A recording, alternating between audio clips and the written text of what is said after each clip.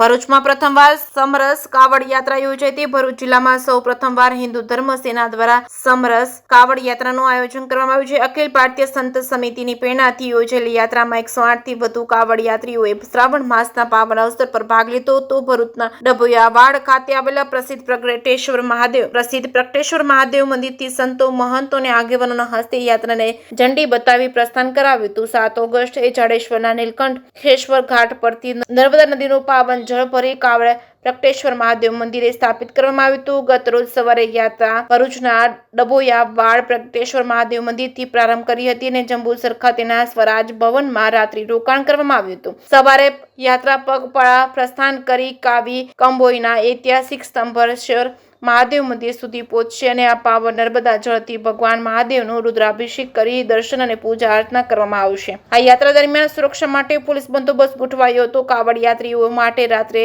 Jacket અને હાથમાં radium બેલ્ટની વ્યવસ્થા કરવામાં આવી હતી। જેકે સિંહ સાથે કેતન મહેતા, ભરૂચ। જય શ્રી રામ। હું પ્રયાગરાજ રણજીતસિંહ વાસિયા, હિન્દુ ધર્મ સેના જિલ્લા પ્રમુખ। ગયા 2 વર્ષનો સંકલ્પ આજે પરિપૂર્ણ થવા જઈ રહ્યો છે।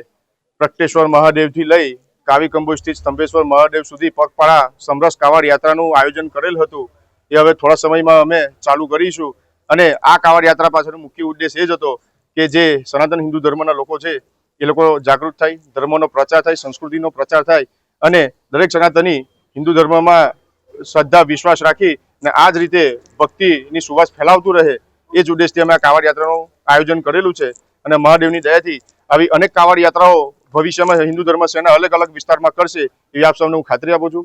ભારત માતા કી જય, જય જય ગરવી ગુજરાત। પ્રગટેશ્વર મહાદેવથી સ્ટાર્ટ કરી જંબુસર બાયપાસ દેરોલ ચોકડી થઈ નૈયર આમોદ થઈ જંબુસર નગર થઈ સ્વરાજ ભવન સ્થિત અમે વિશ્રામ કરીશું અને સ્વરાજ ભવનથી સવારે બ્રહ્મ મુહૂર્તમાં 4 વાગે પગપાળા નીકળી અને કાવી કંબોઈ સ્થિત સ્તંભેશ્વર મહાદેવે અમે જઈ રુદ્રાભિષેક કરીશું।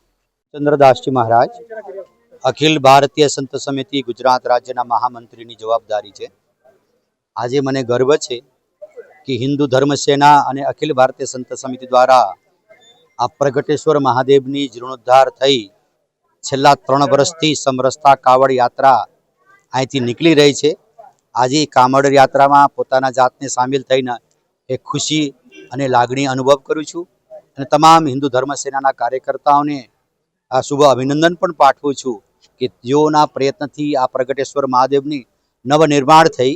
હિન્દુ ધર્મ સેનાનું અભિયાન જ છે કે જે ઉપર આવા મંદિરો છે એ મંદિરોને પુનઃસ્થાપન કરવી અને પુનઃ પૂજા કરવી અને સંત સમિતિના આશીર્વાદથી આ કામ કરવી। મને આજે ભરૂચ જિલ્લામાં આ કામ જોઈને ગુજરાતના તમામ સંતોના હિન્દુ ધર્મ સેના છે એ પણ આમાંથી એક પ્રેરણા લેશે એવું અપેક્ષા પણ રાખું છું। આજનું કાવડ યાત્રા આજે શ્રાવણ મહિનો, પવિત્ર શ્રાવણ મહિનો પણ ચાલી રહી છે।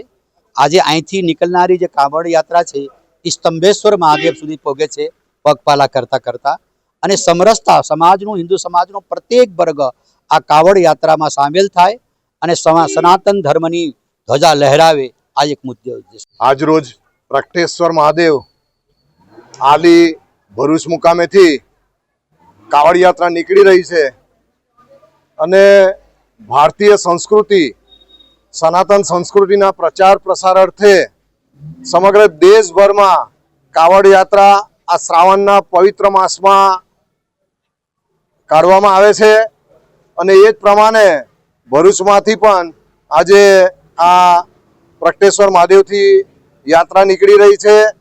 આમ તો કાવડ યાત્રાની પૌરાણિક શરૂઆત સમુદ્ર મંથન પછી ભગવાન શિવે જે સમુદ્ર મંથન વખતે વિષ પોતે ધારણ કર્યું હતું પોતાના ગળામાં, એમના શરીરમાં સમગ્ર ઉર્જા વ્યાપી ગઈ હતી અને ઉર્જાને શાંત કરવા માટે દેવોએ એમના ઉપર અભિષેક કર્યો હતો।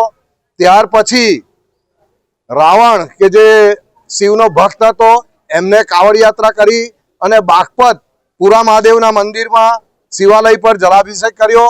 એ પછી ભગવાન પરશુરામ કે જેમને પણ બાગપત પુરા મહાદેવના શિવાલયમાં જળાભિષેક કર્યો અને ત્યારથી આ કાવડ યાત્રા સમગ્ર દેશભરમાં અનેક રાજ્યોમાં થઈ રહી છે અને આજે અહીંથી શુભ શરૂઆત છે અને જંબુસર કાવી કંબોઈ મુકામે સ્તંભેશ્વર મહાદેવના મંદિરે આવતીકાલે એની પૂર્ણાહુતિ. શ્રાવણ માસના પવિત્ર દિવસોમાં આજે ભગવાન શિવને પ્રસન્ન કરવા, શિવના આશીર્વાદ લેવા માટે અનેક શિવ ભક્તો તપશ્ચર્યાના રૂપમાં નિશ્ચિત કરેલા સ્થાન પરથી એ પગપાળા ચાલીને એક તપશ્ચર્યાના સ્વરૂપમાં જ કાવડ જળ ઉપાડીને આજે અહીંયા નર્મદા જળ માં ભાગીરથીના કિનારે આપણે છીએ.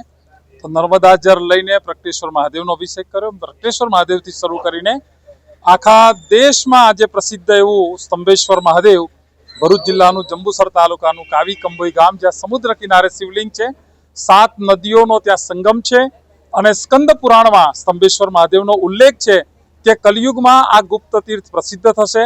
આજે સ્તંભેશ્વર મહાદેવમાં લાખો ભક્તો અમાસ અને આ શ્રાવણ માસના પવિત્ર દિવસોમાં પણ નિયમિત દર્શન કરવા જાય છે. ગયા સોમવારે ગુજરાતના મુખ્યમંત્રી શ્રી ભૂપેન્દ્રભાઈ પટેલ એમણે પણ સ્તંભેશ્વર મહાદેવમાં આવીને અભિષેક કર્યો.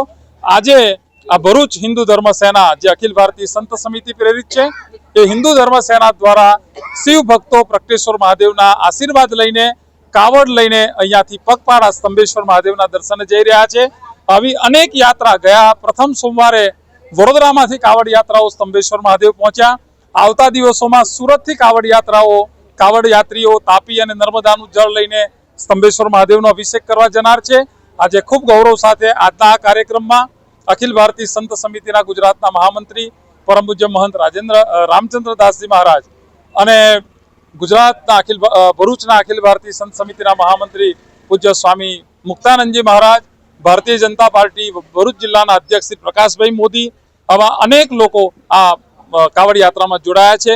સૌનું ખૂબ ખૂબ સ્વાગત છે. સૌ કાવડ યાત્રીઓને પણ મારા જય સોમનાથ.